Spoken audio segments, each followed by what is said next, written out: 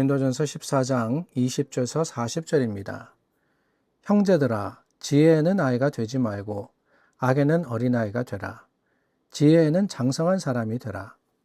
율법에 기록된 바 주께서 이르시되 내가 다른 방언을 말하는 자와 다른 입술로 이 백성에게 말할지라도 그들이 여전히 듣지 아니하리라 하였으니, 그러므로 방언은 믿는 자들을 위하지 아니하고 믿지 아니하는 자들을 위하는 표적이나 예언은 믿지 아니하는 자들을 위하지 않고 믿는 자들을 위함이니라.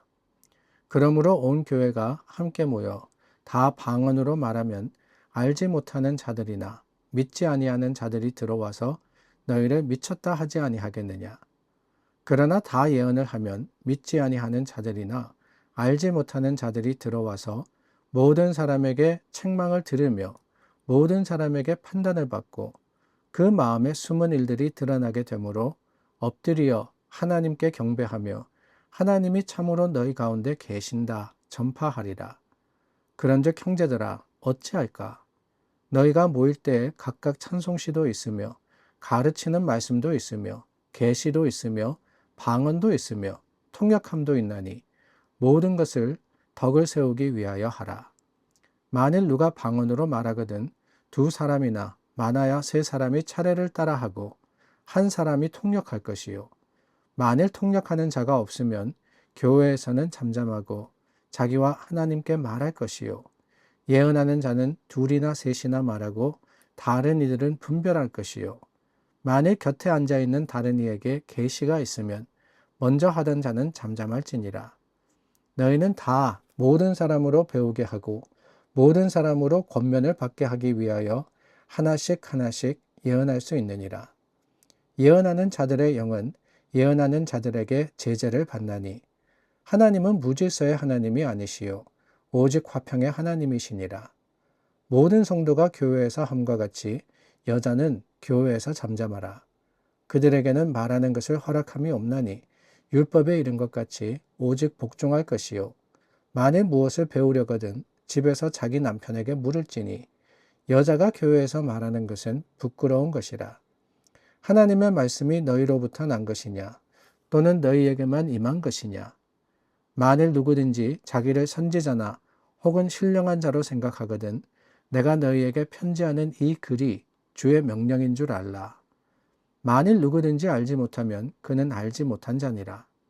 그런즉 내 형제들아, 예언하기를 사모하며 방언하기를 금하지 말라. 모든 것을 품위 있게 하고 질서 있게 하라. 계속해서 바울이 고린도 교회에 방언과 예언에 대해서 교훈하고 계십니다. 중요한 방언, 물론 예언, 어느 것이 더 낫고 더 나쁘고의 문제가 아니다라고 말씀을 드렸죠. 하나님의 주시는 은사는 그런 것 같습니다. 뭐가 뛰어난 은사냐? 우리는 항상 등수를 매깁니다. 1등이냐, 2등이냐. 그래서 최고는 누구고, 그리고 꼴찌는 누구다라는 것을 재고 계산합니다. 그러나 하나님에게 있어서 뭐가 더 중요하냐, 뭐가 더 소중하냐, 이것은 아무런 의미가 없는 것 같습니다. 바울에게 있어서도 그렇습니다. 바울이 굳이 예언과 방언, 여기에 대해서 교훈하시는 것 오해하지 말아야 됩니다. 뭐가 더 낫다가 아니라 우리가 나누었죠. 궁극적인 목적, 사랑을 이루는 그 목적 속에서 지금 이 상황에서 고린도 교회가 필요한 것이 뭐냐, 이것에 대해서 바울은 교훈하고 계시는 겁니다. 고린도 교회는 분열이 있던 교회였습니다. 고린도 교회는 서로 자기가 뛰어나다, 교만한 교회였습니다. 그런 교회였기 때문에 그들에게 필요한 것이 뭐냐, 그래서 우리가 12장, 13장 계속해서 나누지 않았습니까? 한 몸을 이룬 지체로서 서로 다르지만 그 다름을 하나 되게 하는 것은 사랑이다 라고 말입니다. 그래서 13장 마지막 절, 믿음, 소망, 사랑, 이 세 가지는 항상 있을 것인데 그 중에 제일은 사랑이다 라고 하신 말씀도 오해해서는 안 됩니다. 믿음, 소망, 사랑 중에 1위는 사랑이고 그리고 믿음이 2위고 소망이 3위다. 이런 말이 아니라는 거예요. 너희에게 있어서 지금 사랑이 가장 필요하다. 사랑이 너희가 없는 것 중에 가장 심각한 것이다. 라는 것을 바울은 교훈하시는 겁니다. 그래서 방언에 대해서도 바울이 뭐라 그러느냐, 나는 누구보다도 방언을 잘하는 사람이고 많이 하는 사람이다 라고 했습니다. 그리고 방언을 금하지 마라 라고 하셨습니다. 그러나 그 방언, 예언도 마찬가지입니다. 여기에 대한 교훈의 궁극적인 가르침은 뭐냐? 저는 40절이라고 생각합니다. 품위 있게 하고 질서 있게 해라. 품위 있게 하고 질서 있게 해라. 너희가 이 모든 것들을 통해서 하나님이 세우신 것, 하나님께서 이루신 그 질서를 무너뜨리지 마라 라고 하시는 거예요. 33절 말씀이 바로 그거 아닙니까? 하나님은 무질서의 하나님이 아니시요 오직 화평의 하나님이시니라. 하나님은 무질서의 하나님이 아니시다. 무질서, 영어에 보니까 disorder라고 되어 있습니다. disorder. 막 뒤죽박죽 순서가 없는, order가 엉망이 된 그것을 바로 이 무질서라고 표현을 했습니다. 그런데 여러분 재밌는 게 뭔지 아십니까? 하나님은 무질서의 하나님이 아니라, 무질서의 하나님이 아니시면 질서의 하나님입니다 라고 해야 될 것 같은데, 질서의 하나님이라고 한 것이 아니라 화평의 하나님이다 라고 표현을 한 겁니다. 하나님은, 하나님의 본성, 하나님의 특성이 뭐냐?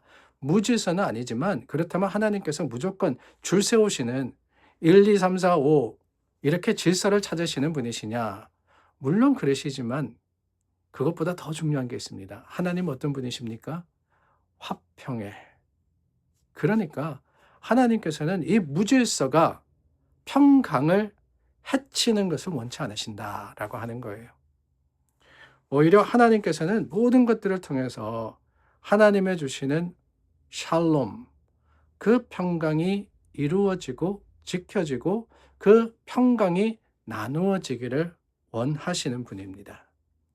그래서 그것을 위해서 바울이 방언에 대해서도 교훈하시는 것이고 예언에 대해서도 가르치시는 거 아니겠습니까? 방언에 대한 교훈은 다름이 아닙니다. 오늘 말씀해 보니까 27절, 28절 말씀에 두세 사람이 차례를 따라서 하고 한 사람이 통역을 해라 라고 했습니다. 통역을 해라. 그러니까 방언, 어제도 말씀드렸지만 하나님과 나 사이에 특별한 영적인 교제인데, 그것만을 가지고 내가 하나님이 아닌 내 이웃들, 내 교우들 함께 말할 때 방언으로만 이야기하면 이해되지도 않고 그것으로 인해서 오히려 무질서하게 되니까 어떻게 하라 그랬습니까? 해석하는 사람, 통역하는 사람을 반드시 세우라라고 하십니다. 그럼으로써 하나님과의 관계 속에서의 그 방언이 예언과도 같이 질서와 그리고 이해를 가지고 오도록 하라고 하셨던 것이지요. 만일 그렇지 못하면 뭐라고 합니까? 20절 말씀해 보니까 잠잠하라라고 했습니다. 하나님과 말하지 다른 사람들과의 관계 속에서 방언으로 이야기하고는 못 알아듣는다고 그러지 말아야 된다. 방언 못한다고 탓하지 말아야 된다라고 하는 거예요. 그 뒤에 나오는 말씀도 마찬가지입니다. 34절 말씀에서부터 보니까 여자는 교회에서 잠잠하라라고 하는 말씀이 있습니다. 굉장히 위험한 말씀이죠. 위험한 말씀이 맞습니다. 그러나 여러분, 우리가 항상 말씀드리죠. 그 배경과 그 시대를 이해하고 하나님의 말씀을 우리가 받아야 된다라고 말입니다. 바울 당시 사회가 어떠했느냐? 지금과는 달랐습니다. 그렇기 때문에 바울이 원했던 것은 뭐냐? 여자들아 말하지 마라, 잠잠하라, 이게 다가 아니라 그럼으로써 질서를 지켜라 라고 하는 거예요. 질서를 지켜라. 이 모든 것들을 품위 있게 하고 질서 있게 해라. 품위 있게 하고 질서 있게 해라. 뭐가 좋고 나쁘고의 문제도 아니고 뭐를 하고 안 하고의 문제도 아닙니다. 더 중요한 것은 그 가운데 하나님의 모습을 보이는 겁니다. 질서 있게 해라. 질서 있게 해라. 그 이야기가 뭐냐? 다름이 아니죠. 하나님은 무질서의 하나님이 아니다라고 했지 않습니까? 하나님은 화평의 하나님. 교회도 하나님을 닮아서 화평의 교회. 이게 중요한 겁니다. 그러므로 여러분, 우리가 오늘 말씀을 통해서 깨닫기를 원합니다. 방언을 하느냐 예언을 하느냐 이거 가지고 교회가 참 많이 따졌죠. 어떤 교단은 방언하지 못하면 구원받지 못한 거다라고 하기도 했고요. 또 어떤 교단은 방언을 금지하기도 했습니다. 그게 중요한 게 아니라 중요한 것은 그럼으로써 so what?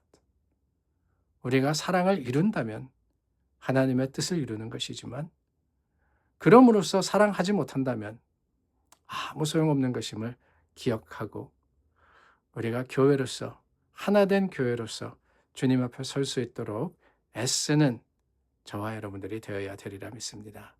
기도하겠습니다. 참 좋으신 하나님, 화평의 하나님이십니다. 우리를 하나 되게 하시고 질서 있게 하신 하나님, 그 하나님의 뜻을 잘 헤아려 지혜롭게 행하는 믿음의 사람 삼아 주시옵소서. 예수님의 이름으로 기도드립니다. 아멘.